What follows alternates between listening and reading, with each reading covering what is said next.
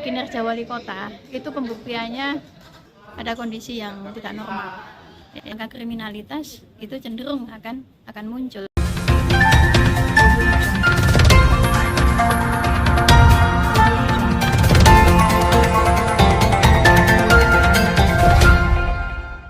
Wali, setelah mengikuti acara paripurna tadi penetapan APBD 2023 ya, apa yang Bu Wali lihat? Ya, ini tadi penyampaian nota APBD Surabaya tahun 2023. Jadi belum penetapan ya. Jadi masih awal penyampaian dari wali kota terkait dengan rancangan peraturan daerah, anggaran pendapatan dan belanja daerah Kota Surabaya di tahun 2023. Jadi saya kira ini sangat penting karena nantinya kinerja wali kota itu pembuktiannya di 2023 itu akan menjadi perhatian. Kenapa harus Karena 2023? wali kota di 5 tahun masa jabatan sejak di 2021 sampai nantinya 2025 ya. 2023 ini di tengah ya. Dia di tengah semua embrio perencanaan itu ada di masa periode saat ini.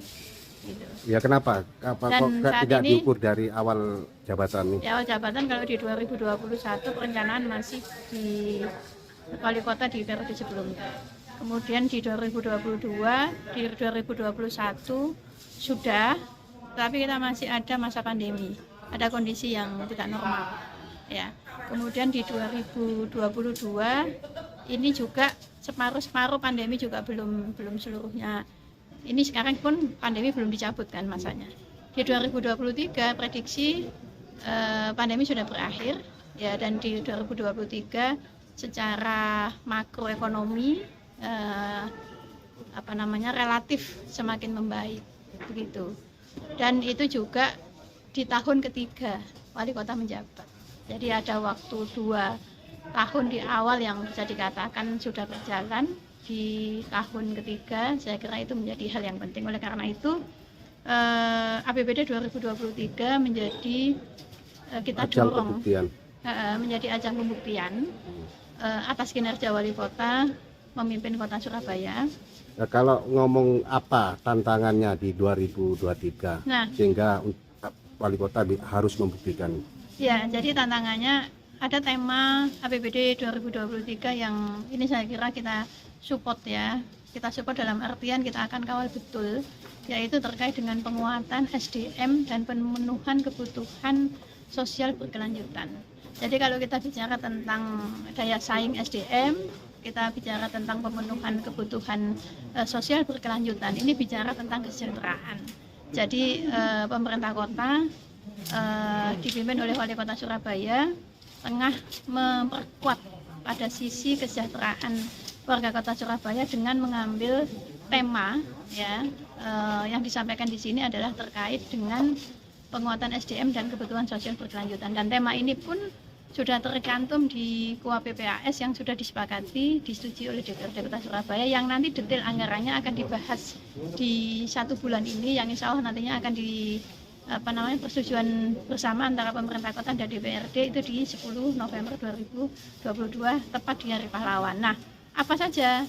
Saya mendorong harus ada kejelasan penurunan angka kemiskinan yang jelas. Kalau kita bicara tentang SDM dan kebutuhan sosial berkelanjutan. Kemudian indeks pembangunan manusia. Kemudian terkait dengan tingkat pengangguran terbuka.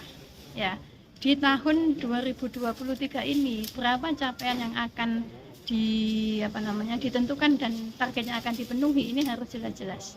Nah, di samping yang sifatnya kuantitatif berdasarkan angka-angka, tentu secara kualitatif, secara fakta-fakta real di lapangan ini harus benar-benar terukur,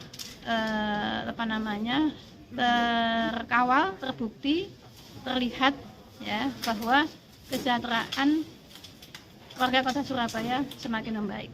Untuk mencapai itu kira-kira nantinya dalam APBD 2023 itu anggaran yang dibutuhkan sampai berapa nantinya? Ya, jadi APBD Kota Surabaya di rancangan ini disusun di 11 triliun 257 miliar sekian. Ya, ini kekuatan APBD kita. Enggak, di maksud 2020. saya lebih spesifik untuk peningkatan SDM dan kesejahteraan. Ya, kalau bicara SDM diantaranya adalah kesehatan sama pendidikan ya. Di kesehatan itu anggarannya ada 23%, ada sekitar 2 triliun sekian. Kemudian di anggaran pendidikan juga di atas 20% sesuai dengan amanah undang-undang. Nah, tinggal bagaimana kemudian program-program yang berkualitas ini yang saya kira harus dilakukan perbaikan agar APBD itu tidak menjadi sebuah rutinitas. Ya, dari pendidikan dan SDM tadi ya, sosial kesejahteraan ya.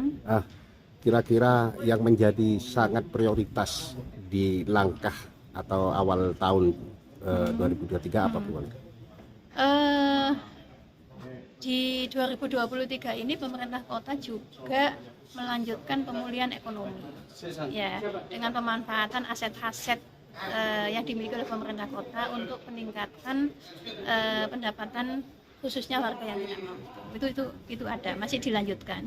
Kemudian juga terkait dengan infrastruktur ini juga masih dilanjutkan. Nah, bagaimana kemudian program-program yang di luar dari pendidikan terkait infrastruktur, yang di luar dari kesehatan, misalkan juga terkait dengan pemanfaatan aset, ini juga ujungnya nanti adalah kepada peningkatan daya saing SDM dan pemenuhan kebutuhan sosial yang berkelanjutan. Jadi seperti itu, Mas Ade. Tentunya harapannya saya sangat berharap di APBD 2023 ini yang ada kenaikan 800-an miliar dibanding anggaran APBD kita di 2022 yang besarannya sekitar 10,6, sekarang kan naik menjadi 11,257. Kenaikan anggaran ini harus benar-benar dirasakan betul oleh warga Kota Surabaya. Oleh karena itu pada kesempatan kali ini DPRD Kota Surabaya tengah membahas dalam satu rentang 1 bulan ke depan ini, nanti DPRD juga ada masa reses yang nanti bisa digunakan untuk menggali aspirasi dari masyarakat, dan kami di DPRD juga terbuka kepada warga Kota Surabaya, seluruh elemen masyarakat, baik itu dari kalangan kampus, kemudian dari pengurus kampung, dari tokoh masyarakat ya, dari semualah yang ada di Kota Surabaya ini, termasuk dari anak-anak muda, dari Gen Z, milenial, perempuan, ya, ada Karang Taruna dan sebagainya, untuk bersama-sama ayo kita pantau ya terkait dengan saat ini Dewan bersama Pemkot tengah menyusun. Saya lihat pesan Bu Wali ini untuk tahun 2023 itu anggaran dimaksimalkan untuk masyarakat ya. Apakah kalau begitu apakah sebelumnya tahun ini ya mungkin ya? Apa kurang maksimal Bu? Iya, kalau bicara tentang tentu kita berharap kan hari esok harus lebih baik dari hari ini. Ya, hari ini harus lebih baik dari hari esok. Maka semangat perbaikan saya kira harus terus digulirkan, apalagi kita sudah melalui masa pandemi. Jadi di periode Pak Wali Kota saat ini itu kan periode awal, periode kedua itu kan masih masa pandemi. Nah, di 2023 ini relatif pandemi diperkirakan betul, ini kan rencana juga pusat katanya akan mengakhiri ya masa pandemi. Ini kan suasananya sudah berbeda. Pemulihan ekonomi harus terus dilanjutkan. Nah, di sisi yang lain kita harus akui bahwa kita masih ada angka kemiskinan, kita masih ada pengangguran terbuka. Angka pengangguran masih relatif masih lumayan lah di Kota Surabaya ini. Saya turun ke bawah, coba mungkin kalau sampean turun ke bawah, anak-anak muda kita tidak ada aktivitas ekonomi, dia juga tidak bisa menempuh pendidikan tinggi. Nah, kalau ini tidak tersentuh, terberdayakan di usia produktif mereka, maka angka kriminalitas itu cenderung akan muncul. Oleh karena itu ini menjadi PR yang sangat berat ya, sangat besar gitulah.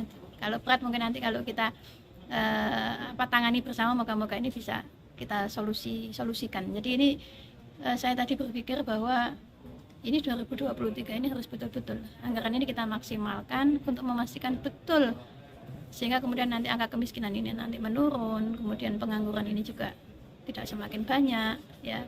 Kemudian indeks pembangunan manusia itu diukur dari kesehatan, derajat kesehatan, nanti bicara tentang angka stunting, angka kesakitan dan sebagainya.